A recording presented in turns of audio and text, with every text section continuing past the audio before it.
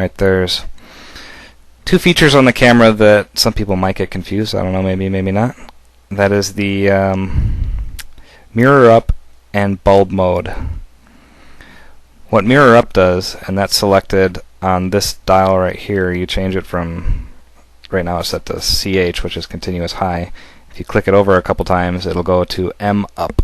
And what that means is when you push the button, when you push the shutter button, right there, the mirror will flip up. That doesn't start taking the picture yet, just the mirror flips up. And it waits for you to hit the button again. And so what that does is when the mirror flips up, the camera vibrates for a second. So if you're taking a picture of something really, really far away with a really, really high powerful telephoto zoom, the mirror flipping up might cause some vibrations, which would give your picture a little bit of motion blur in an extreme scenario. Or the other option is, or the other way that might happen is if you're doing a macro and it's almost like a microscope, and any kind of vibration whatsoever has a huge impact on the vibration of the camera. The problem with that, though, is you have to hit the button a second time to start the exposure. So it's like if you're touching the camera, you're kind of defeating the point.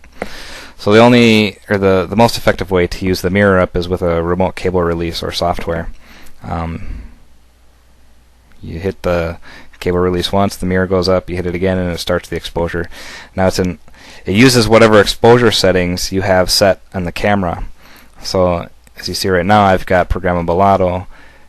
I can choose, shutter priority, aperture priority, manual mode. Whatever I'm using back here is what the mirror up will use. So if I have a 2-second exposure in manual mode, the mirror will go up, I hit the button a second time, and it'll start a 2-second exposure, and when the exposure is done, the mirror will flip down. The other choice is after you hit the button the first time and the mirror flips up, the camera will take a picture after it times out 30 seconds later, so you just have to be patient. But that's the one way that you won't have any vibration whatsoever in the camera, and you don't have to touch it, and you don't have to have a cable release or plug it into a laptop. Now bulb is a little bit different. Bulb is what you would use for like taking half-hour pictures, anything over 30 seconds. And to do that, you need to adjust the shutter speed manually. As you go to a very, very long shutter, you go past 30 seconds and it'll switch to bulb. Now, it'll expose the sensor to whatever you're looking at for as long as you hold the button down. Of course, you don't want to hold the button down for a half hour, so you either need software or a cable release. No other way around that. But that's the difference between bulb and mirror up. Bulb is a manual exposure setting, where mirror up, all it means is the mirror goes up before you take the picture. Alright, back to the focus selector modes. You've got single area, like manually set. You've got dynamic area, and you've got full auto. The difference between these is that single area will only focus on the point that you have manually specified. So right now, as you can see, it's right in the middle of my camera.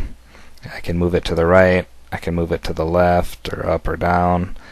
And then inside the camera I can choose whether I want 11 points to choose from or I want all 51 to choose from. Say 51 is like getting tedious because I have to click all over the place. You can change it to 11 to get the more commonly used ones. That's what the D300 has, is 11. In this mode, so long as the camera is in focus, you'll be able to see a confirmation that the picture you took was in focus, or the camera thinks it was in focus, because you'll have this little red box in the middle of the picture, so long as you have that enabled in the menu of the camera. If you don't have that enabled, you won't see it, but it'll be saved in the metadata, and you'll be able to look at it later. It'll show up for continuous servo as well as single servo mode.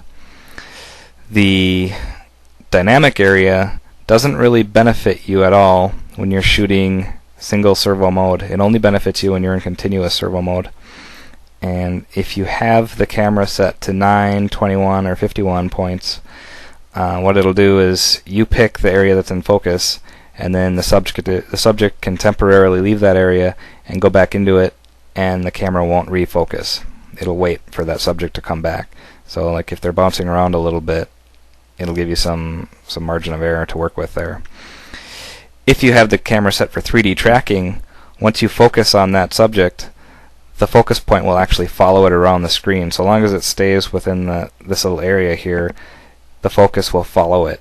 And so you could have the camera on a tripod, for example, and focus on someone's face, and if they move to the left, right, front, back, it'll follow that subject no matter where they go, so long as they stay in this little focusing area. The full auto mode, I think, is only really useful in single servo mode. In continuous servo mode, you don't get any identification for where the camera focused at all, so it's kind of like shooting blind. In single servo mode, it will light up with little blocks all the areas that we're focused on. So I can demonstrate that with a picture right now. Actually, there we go. Now you can see all the places that the camera thought were in focus, which is quite a few. And I like it because you can see like what areas around your subject were also in focus. And it also can detect a facial shot. So if you have a CPU lens on that's a G or a D, it'll detect the shape of a face and automatically focus on that no matter what kind of information's in the viewfinder. Like, it'll find the face and focus on that. It'll assume you want the person. If you don't want the person, then turn off full auto and switch it to the manual selector. One more thing to mention is about the focus modes is that the full auto mode is the slowest. It has to analyze the scene to figure out what to focus on, and that adds a little bit of delay. The fastest by far is the single selector mode, and then dynamic area is not too bad. It's somewhere in the middle. But if you always want the fastest focus, manually choose the area that's in focus. That's the fastest for single servo and continuous servo mode. That's all I have for that.